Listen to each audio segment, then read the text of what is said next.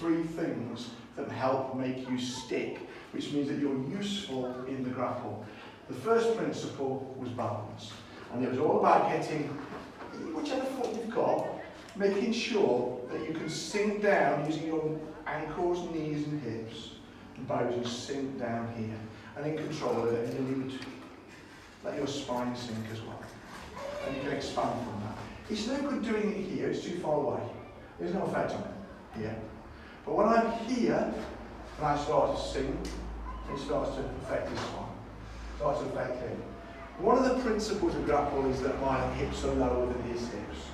But actually what I want to do is to try and stop the grappling again and his hips low. Because I can't really get my hips lower than you. It'd be difficult. But in principle I can get my weight down there. So the first thing we did, we worked on very simple balance skills, putting the weight through the floor. Everything that came into me, I'm going to hold it enough to be able to move if I want to, but enough that I can control whether or not you're going to fall over. So that's the first thing we did. The second thing we did is we looked at perceived threat. Now, perceived threat is if I put my hand towards your face and you don't do anything, that's all right, you can do that. If you don't do anything, I hit you in the face. If you do something, you've dealt with the perceived threat. This is part of the dummy, isn't it? I made him do something that I want to use. So if I want to disrupt it by using his arms, I will give him a perceived threat. And then I've disrupted him using the arms. Can you see I've changed my thing and I've used this handle that is put up to press it around? That perceived threat can be lots of places. You'll find for striking you're very good at perceived threat because you've done lots of chisao where the perceived threat's dealt with. But sometimes you can take the perceived threat away. There's people don't expect that as a threat. It is a threat, that's me threatening. Look, I can get through. Look, I can get through with my grabs. So the first thing is, the second thing was actually using a perceived threat. If he's reacting to my perceived threat, it means I can control the stick. Wherever I go, I can control it. He's sticking to me, but he doesn't want to let go, rather than me sticking to him. And I can then use that in a variety of ways to be able to strike, grapple, whatever. The third thing was being aware of his weaknesses. In other words, when he puts an arm out and he's reached a point where it's weak, that's weak, when it's red.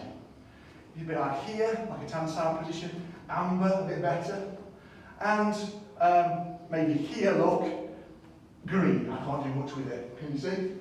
So it's about me putting my green and ambers towards his amber and reds.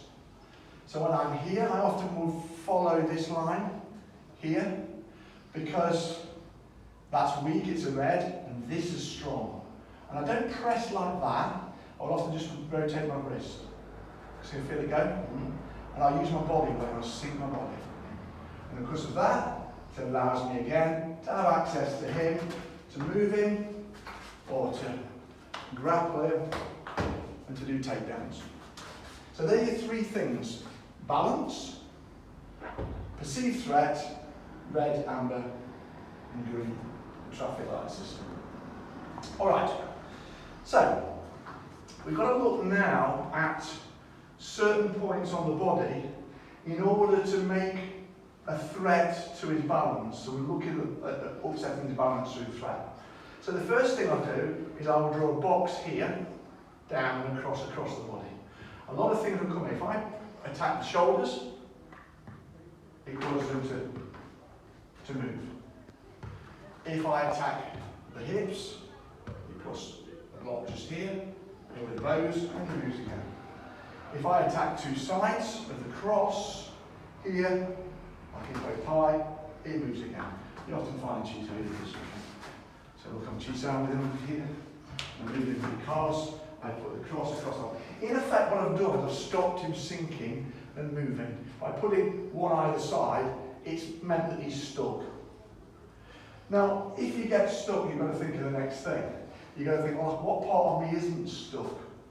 So if this bit's controlled, you can then start thinking about your legs and your hips. And if you remember right, we looked at things like turning in a direction, but powering through the bottom those through the hip. So if I turn to here and he pushes me, that hip's free and I fall over. If I turn to here but I'm power and he pushes me, he goes. Okay, I use a bit of strength there, but the principle is pretty sound there. So we brought it up from the floor, what we do. Now, of course, we looked at some of the grapples, didn't we? We looked at the basic grapples, and we looked at those on those, you being in control. And the first one's being grabs, and not being afraid to use your thumbs. Your thumbs are damn size strong. Oh, you'll break your thumb. Really? Broke it, yeah. So you things like grabs here, C-grips. Because I'm here and I put a grip on, and the grip on like this. This is difficult to get out of. Because I've got a lot of going down. And you're basically trying to push me like that. Of course, that's red. Use a lot of this in BJJ. Because the floor's behind them. Because the floor's behind them, you can use these structures a lot better. But if I get in the right place, there. Nice position, you can't push back from it. Alright? So, I was talking about your grapples. So we can use the grapples, we can use the grips, the grabs, get used to using them, and get used to using the head controls. Always, if you can, use the other hand on the other arm, or the shoulder. So you can either grab the other arm, here, collar and elbow tie up, you can force it away. They have different actions on forcing it away, grabbing it. You see how the different actions? By using this. You can do the same with the shoulder if you can't get to it. Using this grip, you need to use it straight away. It's no good me going, we're going out time. What I want to do when I know to use this is I'm either going to bring him down. So I put my hand on top of his head and I've curled it down. The moment I've got him down, I do something with it. Because it will force his way back up. So the moment I've got him there and do something with it, I might put him here. I might control him here. I might get him down, I might step away and boom! And I'm sorry. Won't make any difference with Scott, but other people. Yeah. I can, instead of putting it down, I can twist it. I like to grab just here. There. See that? There. I like to move here, moving around. I'll grab just there like that. And what I'll do the moment that I'll close my elbow off, boom, and I twist. And then notice I'm also in control here, look. It makes him move. For this side, look. There, look. And as I twist. Of course, when I've got it, I use it. I can use it for a grapple. And I might just go, boom, hit him. Wing Chun. I can also cuff. So I might go to there and I can just cuff him to one side. Again, cuffing him opens opportunities under here, it opens striking opportunities, it opens opportunities for moving around. So every time you do it, you've got to think, why am I doing it? What effect does it have on me? Sometimes it don't have any effect, in which case let go, do something else, move to a better position. We looked at the underhook. The underhook is when I go under the arm. So I go here, I'm just showing this side for you, sure. I go under the arm here and I close it off. There's lots of different underhooks. You can go deeper, we're just going to come to this one. I like a bear's paw, just there. Look. I put my paw just there, put my leg in tight. Put my leg in so he doesn't headlock and judo throw me. But I've got to make sure I'm not just holding this like this, because you can sweep this like, boom, I'm over. Yeah? So I've got to make sure I get in here and I'm controlling this. I'm making this leg heavy. I'm coming in close to him. I put my chest up, so he can't wrap my arm very well. If he does it hard, I can then lead to lots of other things I can do from here, look. So when I've got this position here, I can go into a pinch headlock, which is not very pleasant, particularly when I'm sweating. Yeah?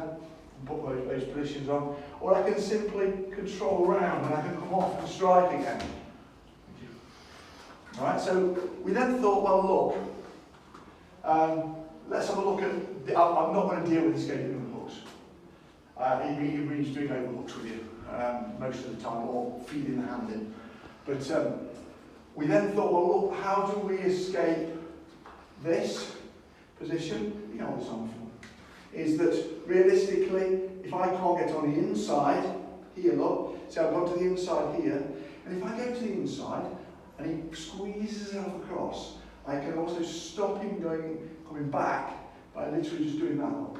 So put my hand there. And all I'm going to do now, look, is I'm going to take the space away, rotate, hug him here. Like that, if he wants to, his arm out. The arm comes out. Let's do it from the side so we can see the same. Here, look, I'm in there, I've got this control. Some control here, I'm fighting for control here. I've got to the inside, there, and I'm going to push you away slightly. And I'm just going to literally, as my shoulder goes in, I'm going to take the space. So my shoulder is level with your shoulder. So I take that space and I've got lots of almost body locks, but I've got lots of locks going on there. We then, my brain gets me right, we then looked at ways in which to get into these positions. So we looked again at using the spiral from Sulintal. Very simple spiral, straight out and then straight in. You see, so it's almost like to switch on a light switch. From a Chi-Sao position, I'm rolling around and moving, all of a sudden the hand goes through. And I'm already in this position. There. Immediately I'm using it, one way or another. We looked at steering wheel. Steering wheel is, again, if I do this, moment of great perception, he understands that's coming through. If I do that, feels like there's nothing. I like to put my thumb in, because it means you don't get wrist locked by putting it in. You can put it out if you're going to use it for pulling. So if I go to here, let me change size for a second. We go change size. If I go to here with it out, I can pull. If I go to there with it in, if you try and trap it, you can't trap it, I've got the inside trap. Then I can push you away. And these steering wheels, we practiced steering wheels. Right inside. Yeah. Oh, just steering wheel. Bump, yeah. We practiced using the steering wheel, didn't we? There we go. Practice steering wheels. Yeah. And put them. We looked at how we put the thumbs in and stop them using it. So we practiced the steering wheel. The steering wheel, the steering wheel. The steering wheel can come to all sorts of things. You can grapple from the steering wheel. You can strike from the steering wheel, and it becomes this game of being able to move somebody around using the steering wheel. And it very simply. So we use the steering wheels. We're almost there, aren't we? Back in the bridge bit. We remembered things like these weak points. So how we would stop this particular getting the grapple in the first place. So the first thing is I can control this outside arm, because this is the danger. This is the one that comes in here. This is the one that usually comes to here. So this is the big danger. So I'm going to stop it by making it weak, following the weak point now. A little bit of chasing hand, opening up my own side, or I want to open up my own steering wheel. He can't get steering wheel, so I'm not letting him.